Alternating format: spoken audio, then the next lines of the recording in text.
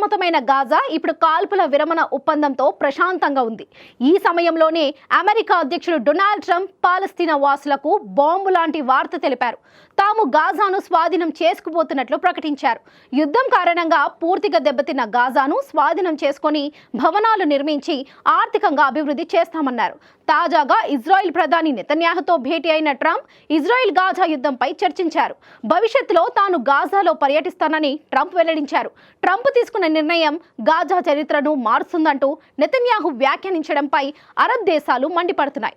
అమెరికాను అడ్డం పెట్టుకుని ఇజ్రాయెల్ గాజాను స్వాధీనం చేసుకునేందుకు ప్రయత్నిస్తుందంటూ హమాస్ మండిపడుతుంది.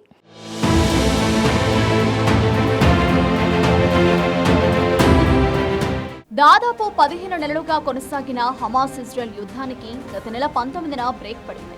దీంతో యుద్ధం కారణంగా గాజా వదిలి వెళ్లిపోయిన వాళ్లంతా తిరిగి చేరుకుంటున్నారు. ఇజ్రాయెల్ దాడులతో గాజా పూర్తిగా సర్వనాశనమైంది. కాల్పుల విరమణ ఒప్పందంలో భాగంగా గాజా పునర్నిర్మాణం కూడా చేపట్టాల్సి ఉంది. అయితే గతేడాది మేలోనే అప్పటి అమెరికా అధ్యక్షుడు జో బైడెన్ ప్రతిపాదనలు తీసుకొచ్చినా వాటిని హమాస్ ఇజ్రాయెల్ అంగీకరించలేదు.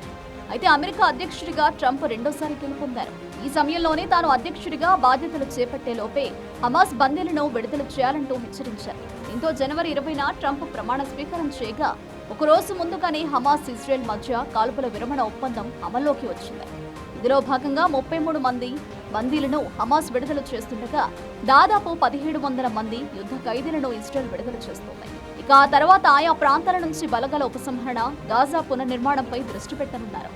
ప్రస్తుతం హమాస్ తమ చెరలో ఉన్న బందీలను విడుదల చేస్తోంది. వారిని రెడ్ క్రాస్ ప్రతినిధులకు అప్పగిస్తుండగా రెడ్ క్రాస్ నుంచి వారు ఇజ్రాయెల్ చేరుకుంటున్నారు. ఈ ప్రక్రియ ప్రశాంతంగా కొనసాగుతున్న సమయంలోనే అమెరికా అధ్యక్షుడు డొనాల్డ్ ట్రంప్ సంచలన ప్రకటన చేశారు.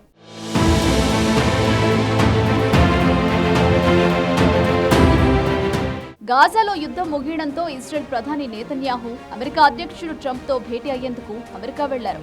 ఈ భేటీలో ట్రంప్ ఇజ్రాయెల్ గాజా యుద్ధం తాజా పరిస్థితిపై చర్చించారు. అనంతరం గాజాను స్వాధీనం చేసుకోవాలని భావిస్తున్నట్టు తెలిపారు. దీంతో ట్రంప్ వ్యాఖ్యలు కొత్త చర్చకు దారితీశాయి. ఇప్పటికే ఇజ్రాయెల్ యుద్ధంపై కీలక ప్రకటన చేసిన ట్రంప్ యుద్ధం ముగింపు దిశగా వెళ్లాలని తెలిపారు. యుద్ధంతో దెబ్బతిన్న పాలస్తీనాలో భూభాగమైన గాజాను అమెరికా స్వాధీనం చేసుకోవాలని భావిస్తుందని తెలిపారు.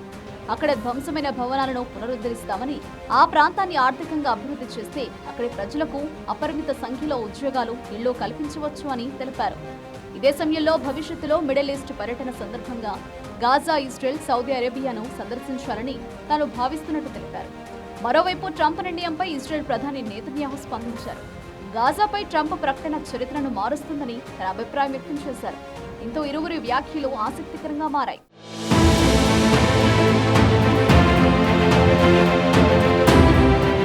ఇప్పటికే గాజాపై ట్రంప్ చేసిన వ్యాఖ్యలకు అరబ్ దేశాల నుంచి వ్యతిరేకత వచ్చింది. గాజాలో యుద్ధం ముగియడంతో లక్షలాది మంది తిరిగి తమ ప్రాంతాలకు చేరుకుంటున్నారు.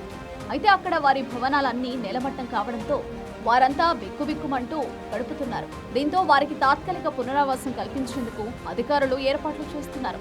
దీనిపై స్పందించిన ట్రంప్ గాజాలో నిరాశ్రయులైన వారికి జోర్డాన్, ఈజిప్ట్ దేశాలు ఆశ్రయం ఇవ్వాలన్నారు. అందుకోసం అక్కడ కొత్తగా ఇళ్ల నిర్మాణాలు చేపట్టాలని సూచించారు. అయితే ఈ పునరావాసం తాత్కాలికమా లేక దీర్ఘకాలమా అనేది వేచి చూడాలన్నారు. అయితే ట్రంప్ ప్రతిపాదనను అరబ్ దేశాలు తీవ్రంగా ఖండించాయి. అలా చేస్తే తమ ప్రాంతంలోని స్థిరత్వం దెబ్బతింటుందని Egypt, Jordan, Saudi Arabia, UAE, Qatar, పాలస్తీనా అథారిటీ, అరబ్ లీగ్లు సంయుక్తంగా ప్రకటన చేశాయి.